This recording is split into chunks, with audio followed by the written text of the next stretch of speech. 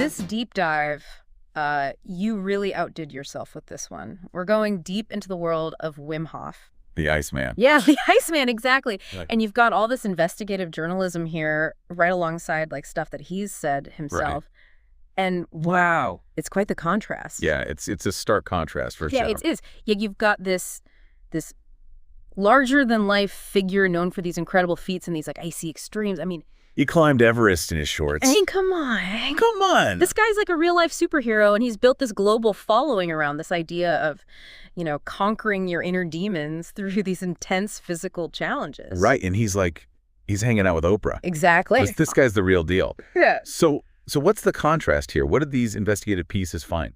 Well, behind this carefully constructed image of, you know, self-mastery and love and all this, the investigation reveals a much darker side. We're talking serious allegations of domestic abuse.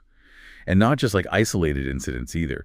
These claims span decades, and they come from multiple partners and even family members. Well, wait, hold on. So we're talking about the Iceman here. I know. The guy who like... defies nature. Yeah, defies nature. Who would believe that sure. he's capable of something like that? And that's exactly the kind of power dynamic that often allows these situations to go on for so long. The more successful and untouchable someone seems, the harder it is for people to believe accusations against them. And, you know, it's important to note here, we're not just talking about like rumors or hearsay. These investigative reports, they're backed by court documents, police reports, witness statements. There's even a child welfare report. This wasn't just a whisper campaign. This was investigated. Wow. That's unsettling. It makes you think, like, how can someone who preaches all this, you know, self-discipline and physical and mental discipline, how could they be capable of something like this? Right. It's a difficult thing to reconcile. And that's what makes this deep dive so interesting. It forces us to really confront the limitations of public image and recognize that there can be this massive gulf between the persona someone presents to the world and their actions behind closed doors. So this isn't just about Wim Hof, then? No, not at all. This is about something much bigger. It's a much bigger issue. Absolutely. This case really highlights the complexities of human nature and the dangers of sort of blindly accepting this carefully curated public image. Makes you wonder, you know, how much can we really know about anyone? Okay, so let's get into it. What specifically did these reports uncover about the allegations against Hof? So we're talking about like decades worth of these allegations. What kind of patterns did the investigators find? Yeah, the reports really paint this disturbing picture of what they call coercive control. Escalating aggression, consistent verbal abuse. We're not talking about, you know, just a few arguments that were blown out of proportion. This seems like a deliberate pattern of control. You know, I remember reading in the article something about Hof's son, Noah, and a ballet recital. Something about that just, I don't know, it struck me as really insightful. Yeah, that anecdote, it's really chilling. Yeah.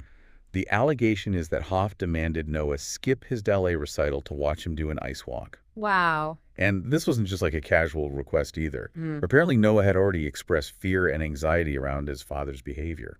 To put like your own need for validation over your child's well-being, especially when you know that they're already afraid of you, it's heartbreaking. Yeah. A classic example of emotional manipulation. Yeah. And the experts who were interviewed point out this really chilling pattern. The abuse allegedly escalated whenever Caroline, his long-term partner, tried to become more independent or assert herself. Yeah. Which, again, classic tactic of abusers trying to maintain that control. It's almost like the colder he got physically, right, the hotter his temper became, at least according to these reports.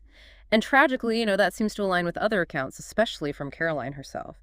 She talks about feeling trapped, fearing for her safety and the safety of her children. Yeah, that feeling of being trapped both physically and emotionally is so common in these situations. Victims often stay because they've been manipulated into believing that it's actually the safer option. They cling to this hope that things will change, and they often blame themselves for the abuse. And that distortion of reality.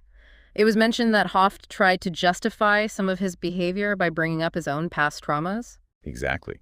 He even went so far as to compare Caroline and his children to his first wife, Olaya, who tragically died by suicide. This is classic manipulation gaslighting, trying to distort the victim's perception of reality so that they doubt their own memories and sanity.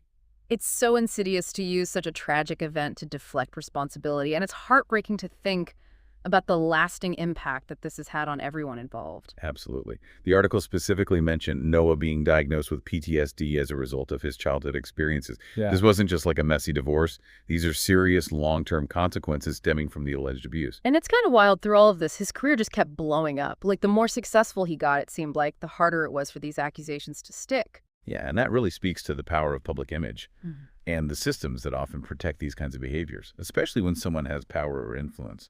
And it's not like he's totally avoided talking about his past, right?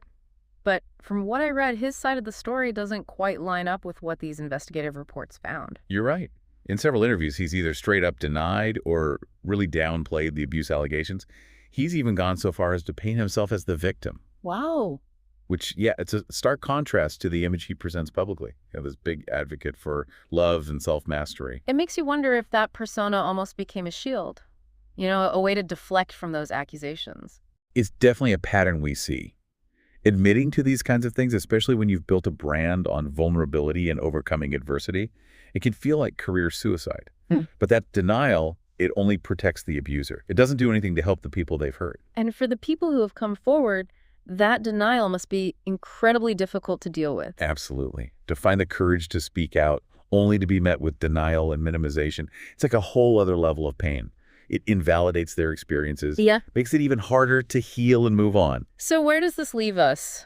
I mean, we have this figure who's out there teaching self-improvement. He's inspiring millions. But then we have these really disturbing and well-documented accusations of abuse. It's kind of hard to know what to make of it all. It exposes the limitations of what we see on the surface, right? We tend to idolize people. But we have to remember, there's always more to the story. It's a reminder to approach everything with a critical eye. We can appreciate someone's work without excusing their harmful actions. What you see isn't always what you get. Right, exactly. This deep dive, I think it highlights that domestic abuse can exist behind any facade, even those we perceive as positive or inspiring. Absolutely.